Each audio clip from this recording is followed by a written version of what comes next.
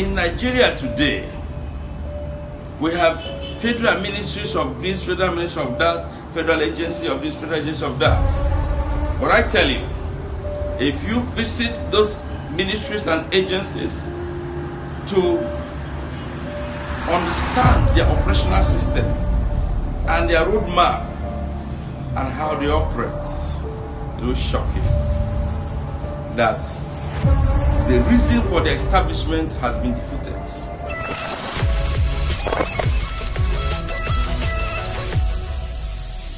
Now, today we're going to be talking about civil service reform in Nigeria and to be domesticated in Ebonyi State.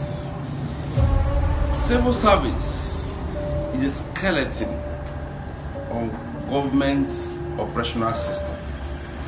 Civil service is the strength of government system. Civil service is the base of expression of democracy. However, it is so unfortunate that in Nigeria, in so many states, Ebonyi State inclusive, civil service is like the living ghost. It's living on its shadow. Nothing is done fast to reactivate, to re-energize, to restructure, to reinvigorate, and to re-establish the civil service in Nigeria and Ebonyi State as a case study. That means there is danger looming even for good governance.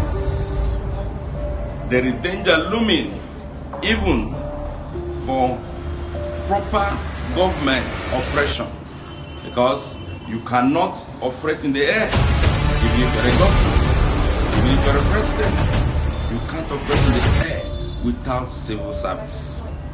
It is the civil service that will give you the strength and direction of operation. So, how come the might is falling? How come the center is not gold? Now, if you look at our civil service, from the beginning, the system of entrance and the system of exits, before now, it used to be very easy. If you perform excellently well, your entrance to civil service doesn't have problem because the jobs are already waiting for you. But today, the system of entrance is very complex, and the system of exit, it's not what the system is designed for. It's not what people can depend on. Today, people exit from civil service and they begin to beg for gratuities and pension. Many people have collapsed. Many people have died for either not being paid gratuity or pension, or in the process of screening their documents. And these are old men, because for you to exit from civil service, then you must have been advanced in age. So when we look at the days the civil service, diplomatically, it is not to be compared to what they get when they leave the service. Some of them lose their families. Some of them go through a lot. Let's look at the military. Within the military, the transfer system, their system of operation, the husband can just die automatically become a widow. Probably nothing for you.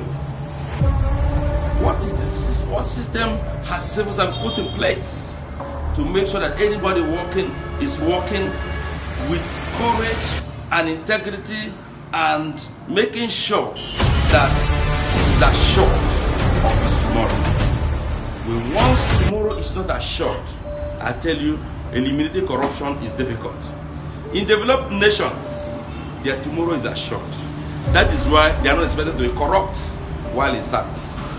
Because if you're an old man, there are a lot of homes, old people's homes, care centers, where you are being cared for. You are taken care of by government, by NGOs, until the day you die and die gloriously. But here in Nigeria, the day you leave service, that day your misery has started.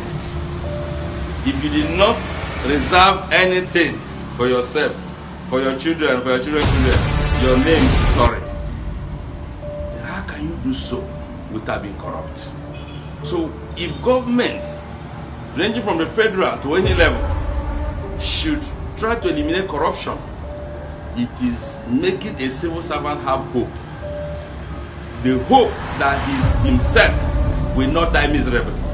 The hope that his children will have hope and go to school and accomplish their destinies even when he's not there. The hope that life don't get worse when he leaves service. When these things are encapsulated in a program, then that's when we can say civil service is still working. A day is coming when civil service will not be a place where people will go to if they have choice. Probably people are going walking there and waiting there because they have no choice. Maybe that time is here. I want to let you know, you out there, you are a civil servant. I give you hope. God is still interested in you. God is still interested in your children and your children's children. You have put in your best. You have done your best. You have been manipulated. You have been dehumanized. You have been deprived. And the only hope you have is God's intervention. God will intervene for you. He will send you help from his sanctuary. Or he will send a leader who will understand your plight and reprogram the process so that those who are out of system or in the system or yet to enter into the system will have hope for themselves, for their children, and for their children's children. Thank you very much.